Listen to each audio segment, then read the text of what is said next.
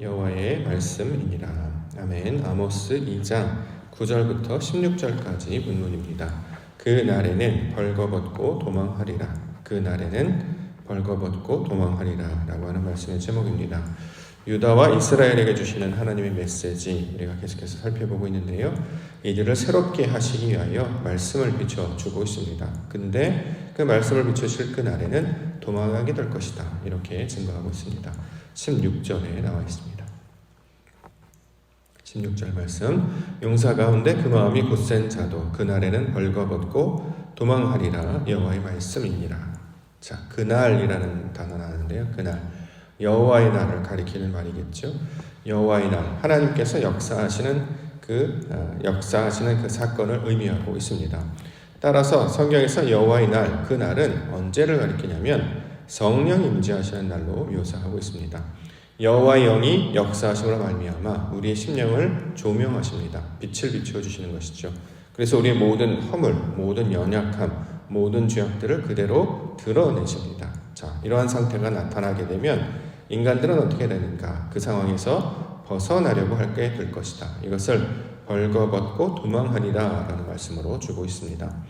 그런데 아담이 선악과 나무를 취한 후에 눈이 밝아졌죠. 그 이후에 아담이 한 일은 벗었음을 깨닫고 숨는 일이었습니다.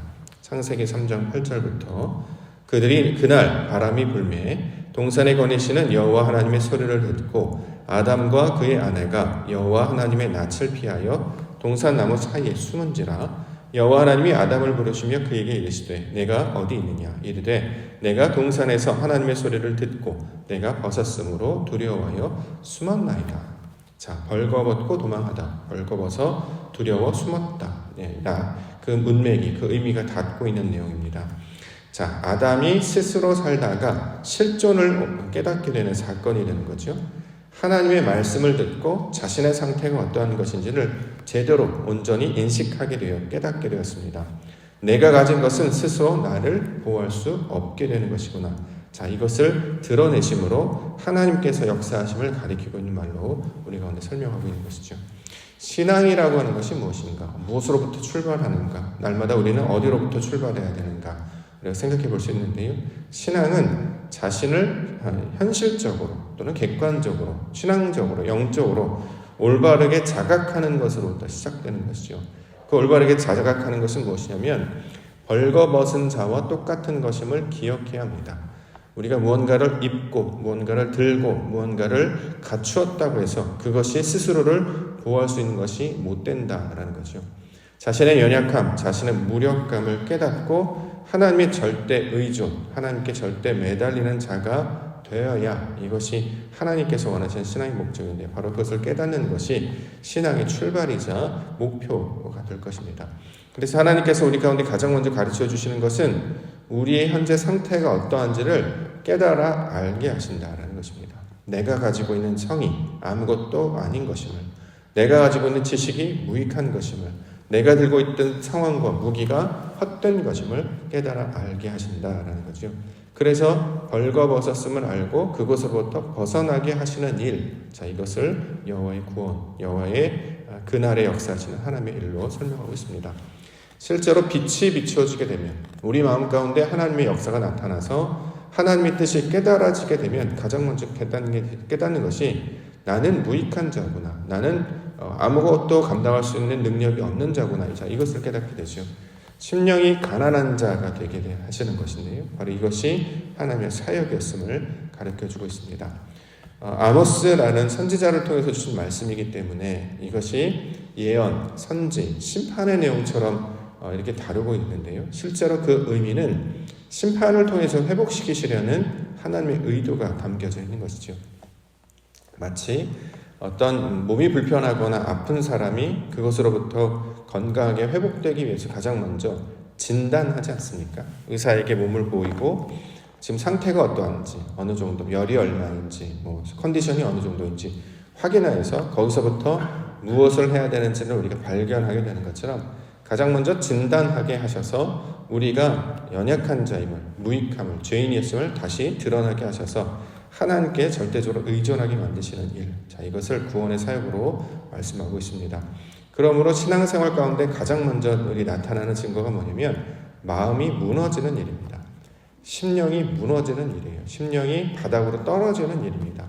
세상에서 살다가 일이 힘들어서 힘들고 어려운 것 같았는데 실제로 일이 힘들고 어려운 것은 외부적인 환경보다는 내 마음에 소위 말하는 내 마음에 있는 그것들이 무너지기 때문이죠. 그 무너지게 하시는 것은 단순히 우리를 힘들게만 하시려고 하는 것이 아니라 자신을 의지하지 아니하고 오직 하나님을 찾고 붙잡게 하시려는 하나님의 의도가 담겨져 있음을 우리 신앙인들은 반드시 기억하고 그 말씀들을 붙잡아야 할 것입니다. 자, 오늘도 우리를 무너뜨리시고 그 가운데 역사하시며 궁극적으로 우리를 회복시키시라는 하나님의 의도, 이것들을 찾고 기도 가운데 나아가는 시간이 갖기를 원합니다. 첫 번째는 아모리 사람에 관한 이야기하고 있는데요. 9절에 나와 있습니다. 9절, 내가 아모리 사람을 그들 앞에서 멸하였나니 그 키는 백향목 높이와 같고 강하기는 상수리 나무 같으나 내가 그 위의 열매와 그 아래의 뿌리를 진멸하였느니라. 자, 아모리 사람, 가나안에 있었던 7 족속 중에 대표적인 족속을 가리키는 말이었죠. 하나님께서 이 족속들을 멸하라 이렇게 말씀을 해주셨습니다. 그래서 열심히 전쟁하고 싸우는데 알고 보니까 아모리 사람을 진멸한 것은 이스라엘 백성들 그들의 능력과 그들의 힘 때문이 아니었고 하나님께서 그들을 진멸하였음을 깨닫게 하신다라는 거죠. 여호수아 23장 3절 말씀에 보면 너희 하나님 여호와께서 너희를 위하여 이 모든 나라에 행하신 일을 너희가 다 보았거니와 너희 하나님 여호와 그는 너희를 위하여 싸우신 이시다 증거하고 있습니다.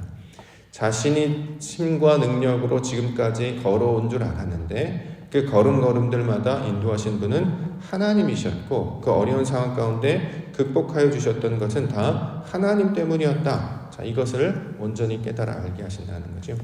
그동안은 내가 싸워서 내가 획득한 건 줄 알았습니다. 지금까지 우리가 지금까지 걸어왔을 때 그 많은 수많은 난관과 어려움을 헤쳐난 것은 내가 가진 지식, 내가 가진 경험, 내가 가진 의지 이런 것들인 줄 알았는데 하나님께서 하신 일이었다. 자, 이렇게 이야기하고 있는 것이죠. 이를 통해서 내가 가지고 있는 것이 아무것도 아니었습니다. 여기 이제 아모리 사람을 위의 열매와 아래 뿌리를 진멸했다 그랬는데 아모리 사람이라고 하는 것은 가나안의 7 족속을 가리키는 말이기도 합니다만 우리의 내적 성향을 가리키고 있는 말이기도 합니다. 하나님께서 우리를 그렇게 하셨다는 거죠. 스스로 열매 맺으려고 하는 것.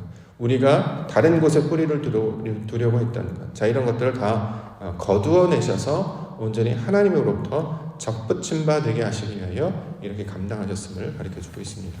자, 이러한 내용을 통해서 주신 말씀, 애굽에서 벗어나게 하신다. 애굽 이야기 이어서 하고 있습니다. 10절과 11절. 내가 너희를 애굽 땅에서 이끌어내어 40년 동안 광야에서 인도하고 아모리 사람의 땅을 너희가 차지하게 하셨고 또 너희 아들 중에서 선지자를 너희 청년 중에서 나시를 일으켰나니 이스라엘 자손들아 과연 그렇지 아니하냐 이는 여호와의 말씀이니라. 자, 애굽 땅에서 이끌어내다. 자, 이것이 바로 현실 가운데 있는 종교와 자기의 의를 의지했던 그러한 상태 가운데 벗어나게 하셨다라는 의도를 가지고 있죠.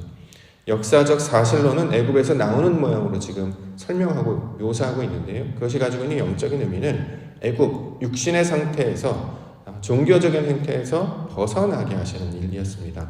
이 일을 누가 하셨느냐? 여호와 하나님께서 하신 것이 아니냐 이렇게 이야기하는 것이죠. 광야로 인도하신 분도 하나님이셨고 아모리 사람의 땅을 차지하게 하셨다는 것도 하나님이셨고 그 가운데 말씀을 가진 선지자를 그 가운데 하나님의 백성으로 다짐하고자 결심했던 나시레를 세우셨던 것도 다 하나님의 역사였다라는 거죠. 자신의 생각과 경험에 의해서 자신의 방식에 의해서 이렇게 일어난 것이 아니었습니다. 온전히 하나님의 의도였고 그 가운데 벗어나게 하신 분이 하나님이셨음을 성경은 증거하고 있게 된다라는 거죠. 우리의 삶을 한번 비춰볼까요? 우리가 여전히 자신의 생각 가운데 머물러 있고 여전히 종교 행위 가운데 아직도 오염되어 있습니다. 여기서부터 극복할 수 있게 하시는 일은 오직 진리이신 하나님만이 이 일들을 감당하실 수 있게 되는 것이죠. 자, 우리가 스스로 내가 어느 정도 힘을 갖고 먹을 것을 갖고 양식을 가졌다고 해서 극복할 수 있는 것이 아니고 하나님이 그 걸음걸음들을 인도하시고 그때마다 우리를 가르쳐 주셔야지 바로 이 일들을 할 수 있게 된다라고 이야기하고 있습니다. 우리가 날마다 예배하는 이유, 말씀을 붙잡고 하나님을 찾는 이유가 바로 여기에 있죠. 하나님께서 인도하실 것을 기대하고 그 가운데 우리의 마음이 하나님의 마음을 충분히 받고 깨달아서 아버지 뜻 가운데 서는 자 되게 해달라. 자, 이것이 기도로 하나님께 나아가는 백성들의 모양이 될 것입니다. 13절부터 15절 보겠습니다.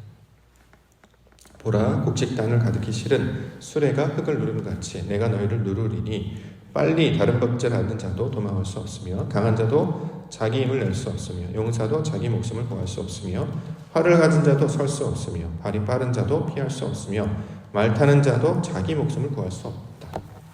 양식이 있어요. 능력이 있고 무기를 가지고 있다는 거죠. 그런데 이것으로 감당할 수 없게 되었다. 왜냐하면 하나님께서 붙잡고 계시기 때문이다.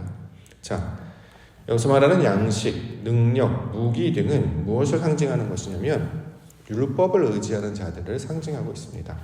자신의 행위, 자신의 수고를 의지하는 것이죠.